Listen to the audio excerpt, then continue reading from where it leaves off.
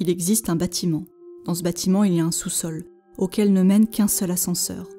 On y trouve une multitude de portes qui conduisent vers de nombreux endroits, des endroits bien cachés. Pour pénétrer dans ces réserves, labyrinthe de feuillets, de reliures en cuir, et remonter à la source de la connaissance, il faut trouver la gardienne des clés. Chaque jour, chaque heure, elle arpente ses couloirs, veille à la protection et la conservation des documents patrimoniaux. Elle tient dans ses mains un trousseau qui permet d'accéder à de multiples univers. Des siècles d'imagination sont stockés entre ces murs. Les créations et inventions des humains sont archivées dans ces lieux obscurs, accessibles aux seuls élus, la gardienne et ses disciples.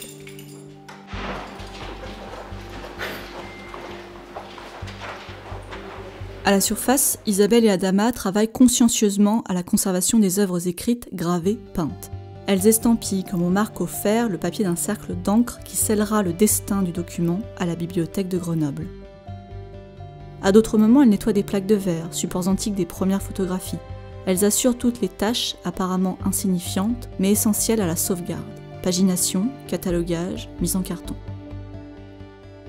Dévouées à protéger les œuvres de l'humanité, elles affrontent la lumière, la poussière et l'humidité, manifestation du réel qui les menace. Programmées pour agir avec discrétion et minutie, leur geste est sûr, mais leur parole est rare. Donc nous, adjoints du patrimoine, je ne me trompe pas, c'est vraiment, on travaille à même les collections, que ce soit les plaques de verre, les livres anciens, les gravures, c'est une grande chance. Je suis très satisfaite de participer à l'estampillage de documents précieux. Oui, bien sûr. Les lettres autographes vont toutes à la réserve. Donc ce sont des choses précieuses. Ouais, moi je suis contente de participer à ça. Ouais. Et je me dis que dans des centaines d'années, les collègues qui vont nous suivre, ils vont se dire tiens, c'est mal fait, c'est bien fait. C'est contribuer déjà au bon fonctionnement et surtout à la préservation de notre patrimoine.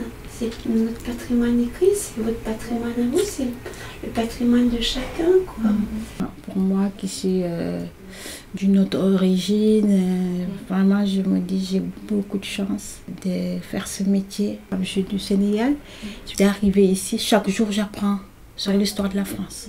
Puis quand je suis arrivée dans ce lieu, quand je suis allée dans les magasins, j'avais les larmes aux yeux de voir cette conservation. Ça m'a rappelé mon pays, je me dis mais nous on n'a pas eu cette chance, ni les moyens, pas de chance, mais peut-être on n'a pas eu la technique ou les moyens ou je sais pas, où voilà, les documents sont mangés par les mythes. Donc il y a beaucoup de choses qui sont parties. Oui, avec votre parcours, vous avez pu comparer. Voilà.